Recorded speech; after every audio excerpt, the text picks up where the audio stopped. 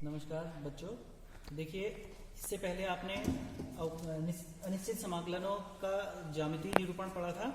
अब उसी क्रम में अनिश्चित समाकलनों के कुछ गुणधर्म हम पढ़ने जा रहे हैं, क्योंकि आप विभिन्न प्रकार के प्रश्नों को हल करेंगे तो विभिन्न प्रकार के गुणधर्मों की आपको आवश्यकता पड़ेगी, इसलिए आपको गुणधर्मों के बारे में जानना भी बड़ा जरूरी है।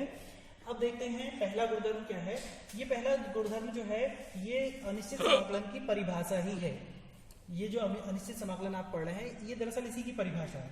परिभाषा का मतलब अवकलन एवं समाकलन के प्रकरण एक दूसरे के व्युत्क्रम होते हैं, मतलब उल्टे होते हैं। यानी हम कोई फंक्शन है हमारे पास f(x) dx, अगर मैं इसका अवकलन, ये तो समाकलन है किसी फलन का f(x) का, ये f(x) का समाकलन है, और इस समाकलन का मैं अगर अवकलन ज्ञात करूंगा तो मुझे वही फलन मिल जाना चाहिए। व्युत्क्रम का मतलब तो यही होता है ना, कि जैसे आपको मालूम है दो को उसका व्युत्क्रम से गुणा करेंगे तो हमें एक आइडेंटिटी मिल जानी चाहिए। ये आइडेंटिटी है तो ये कटने के बाद आइडेंटिटी मिल जानी चाहिए। दो का व्युत्क्रम है, ये आइडेंटिटी है। अब ये आइडेंटिटी, यही फलन, ये फलन जो है एक आइडेंटिटी है, इसका समाकलन लिखा हमने और फिर इसका अवकलन निकाला तो हमें वही फलन प्राप्त होना चाहिए। इस प्रकार से ये मैं इसका आपको प्रूफ भी करके बता देता हूँ। मान लीजिए इसको, या आप ऐसा भी कह सकते हैं इसको कि ये जो हो जाएगा, अगर हमारे पास f(x) dx है, जहां आपके पास f(x) का मान आपको पता है d by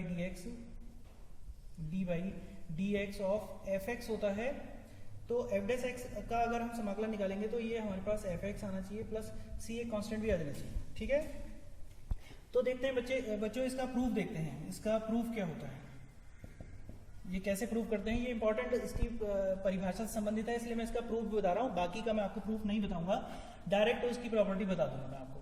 तो मान लेते हैं, सबसे पहले हम मान लेते हैं d by dx ऑफ, इसी को मान लेते हैं f(x) dx बराबर, इसको हम कैपिटल X मान लेते हैं, sorry d by dx of f(x) को हम, या सीधे सीधे मैं लिखता हूँ d by dx of f(x) को मैं कैपिटल f(x) मान लेता हूँ।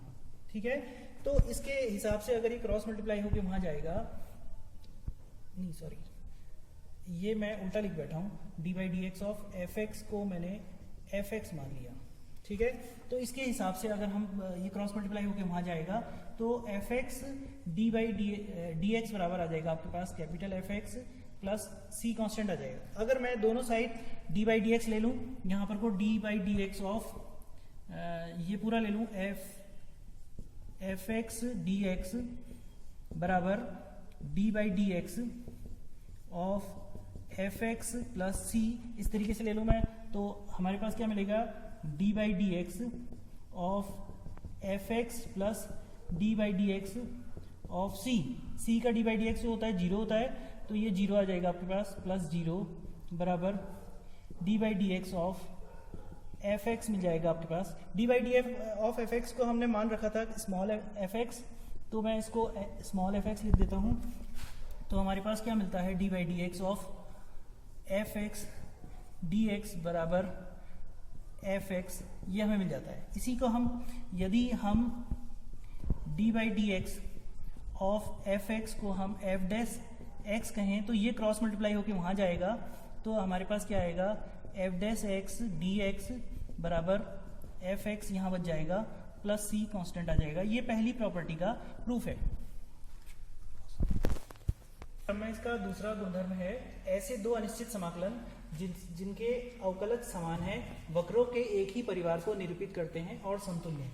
मतलब अनिश्चित समाकलनों के अगर अवकलज, दो अनिश्चित समाकलन है हमारे पास f(x) dx और g(x) dx, तो इनके अगर अवकलन समान है आपके पास, तो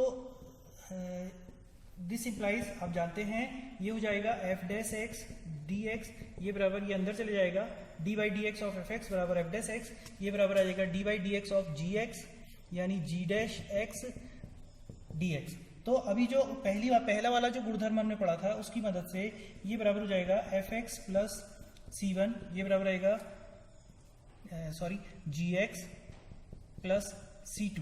मैंने दो अलग अलग कांस्टेंट ले लिए। तो इस प्रकार से ये एक इसका प्राचल समीकरण है पहले वाले का, ये दूसरे वाले का प्राचल समीकरण।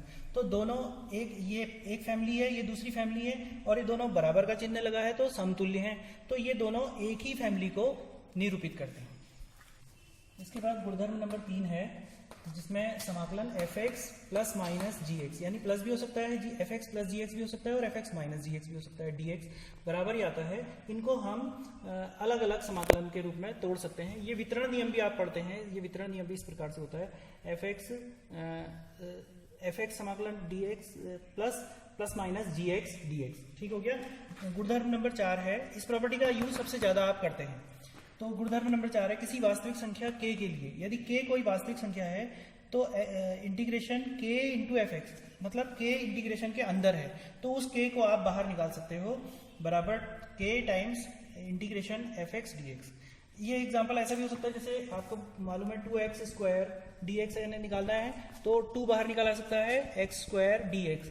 ये इस तरीके से ये आप प्रश्नों में इसका यूज करते हो। ऊपर वाले का भी आप प्रश्नों में यूज करते हो, जैसे मान लो आपके पास समाकलन है 2x प्लस 1 dx, जो आप प्रश्नों में देखते हो तो ये आता है आपके पास 2x dx प्लस 1 dx। इस प्रकार से जब आप तोड़ते हो तो ये आप तीसरी प्रॉपर्टी का उपयोग करते हो। इस तरीके से अगर आप 2 बाहर को निकालते हो तो आप चौथी प्रॉपर्टी का उपयोग करते हो। और इन दो तीसरी और चौथी प्रॉपर्टी के ही उपयोग से, इनको समझते हुए, इन दोनों का उपयोग करते हुए ये एक जनरल फॉर्मूला मैंने लिखा है, k1 f1x plus k2 f2x plus up to kn fnx। इस पूरे का समाकलन अगर आपने निकालना है तो k1 को पहले लिख लिया आपने, ये लीनियरिटी प्रॉपर्टी कहलाती है, k1 f1 dx plus k2 f2 dx plus करते करते kn fn dx, जहां पर वो k1 k2 k3 up to kn वास्तविक संख्याएं हैं। इस प्रकार से हम बाहर निकाल सकते हैं और इन प्रॉपर्टीज का उपयोग करते हुए आप देखेंगे कि प्रश्नों को कितने आसानी से हल कर सकते हैं। धन्यवाद।